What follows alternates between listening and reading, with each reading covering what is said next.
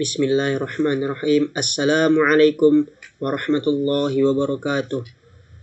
Perkenalkan, nama saya Fadlur Rahman Zuhdi, NIM 23105030 dari program studi Ilmu Al-Quran dan Tafsir UIN Sunan Kalijaga Yogyakarta. Ingin menjelaskan bagaimana penggunaan website corpusquran.com.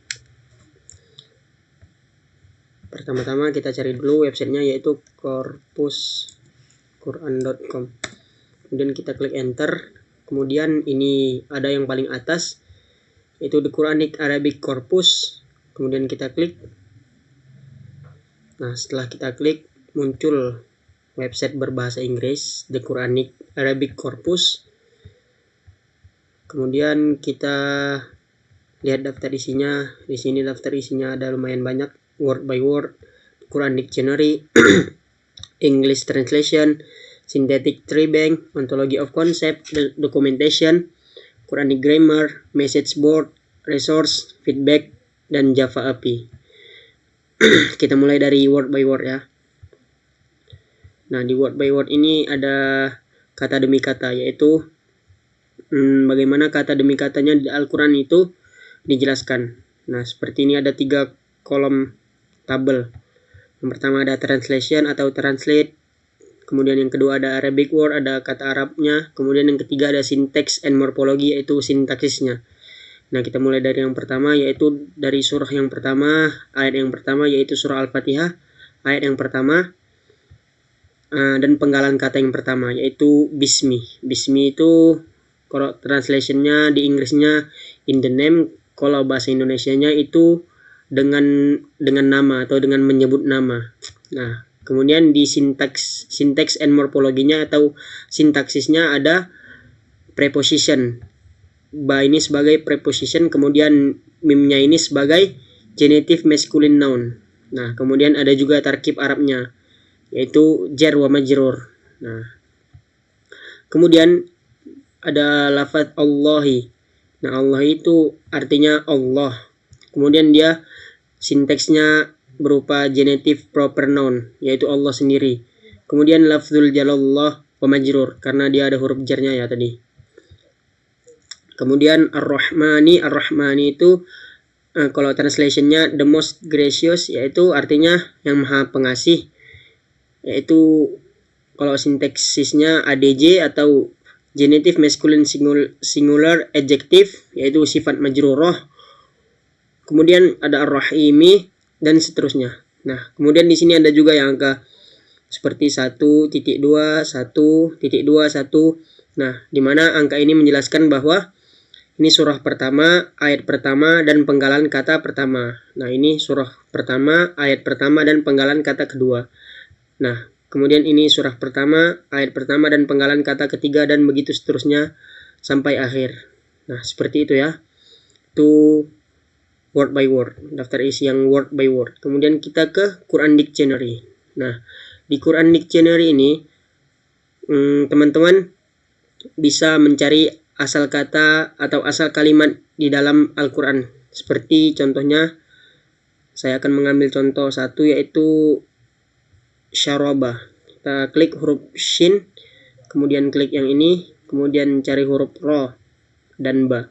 Nah, seperti ini kan ketemu syaraba. Kita klik, kemudian kita klik go. Nah, setelah itu muncul di sini kata syaraba di dalam Al-Quran ada 39. Kemudian dibagi jadi 7. 15.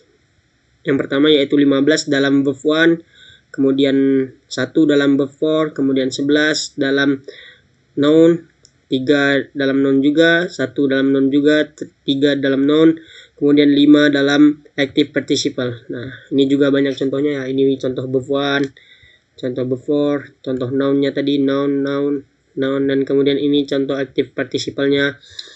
Nah, saya akan mengambil satu contoh ya, seperti kata mana ya?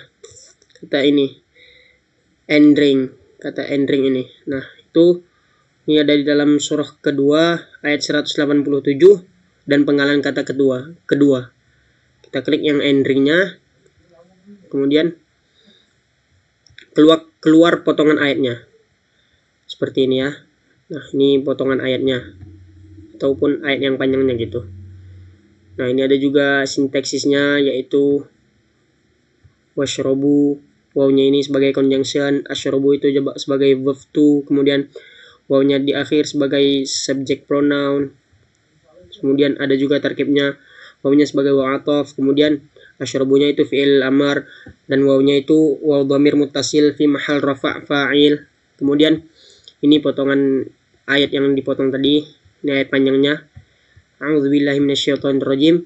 Uhilla lakum lailatas siyamir rafathu ila nisaikum hunna libasul lakum wa antum libasul lahun alimallahu annakum kuntum takhtanuna anfusakum fataba 'alaikum wa 'afa 'ankum fal'ana bashiruhunna wabtaghu ma kataballahu lakum ila akhir ayah. Nah, seperti itu ya contohnya. Nah, di sini di ayat ini juga banyak versi-versinya. Kita lanjut ke English translation. Nah, di English translation ini banyak versi-versi dari ayat tersebut. Ayat yang kita klik tadi yaitu ayat kedua, yaitu surah kedua ayat ke-187. Nah, ini ada versi dari Sahih Internasional, versi dari Pictol, kemudian ada lagi versi dari Yusuf Ali, kemudian versi dari Sakir, kemudian versi dari Muhammad Sarwar, kemudian versi dari Muhsin Khan, kemudian ada yang terakhir versi dari Arbari. Seperti itu ya. Nah, kemudian ada juga syntactic tree bank-nya. Nah, Quran syntax. Nah, di sini lebih dijelaskan lebih detail ya, satu persatu gitu. Seperti uhilla. Uhilla ini sebagai verb, lakum lainnya sebagai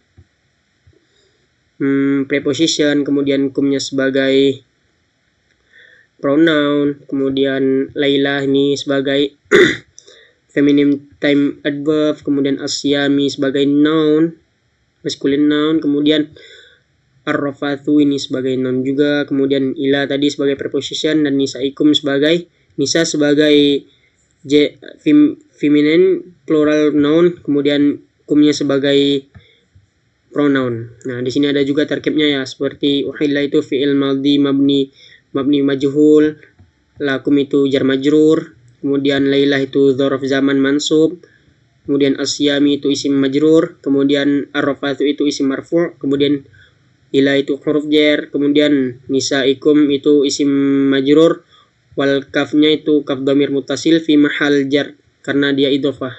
Nah, seperti itu ya. Kemudian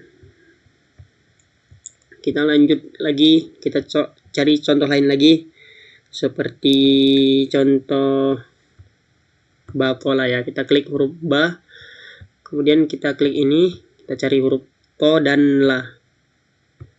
Batola. Nah, ketika sudah ketemu maka kita klik go, maka dia akan muncul. Nah, kata batola di dalam Al-Quran itu ada 36 kata, kemudian dibagi menjadi 4. Verb 1 ada 1 kata, kemudian verb 4 ada 4 kata, kemudian active participle itu ada 26 kata, kemudian verb 4 active participle itu ada 5 kata. Nah, seperti ini ya. Dijelaskan juga verb 1-nya, verb 4 active participle, verb 4 dari active participle gitu. Seperti itu ya. Kita ambil lagi satu contoh, seperti contohnya dari verb 4 ini ya, tubatilu, yaitu surah kedua ayat ke-264 dan penggalan kata kelima. Nah, kita klik yang artinya render in vain kalau arti bahasa Inggrisnya. Nah, kemudian muncul ayatnya, ayat yang lengkapnya.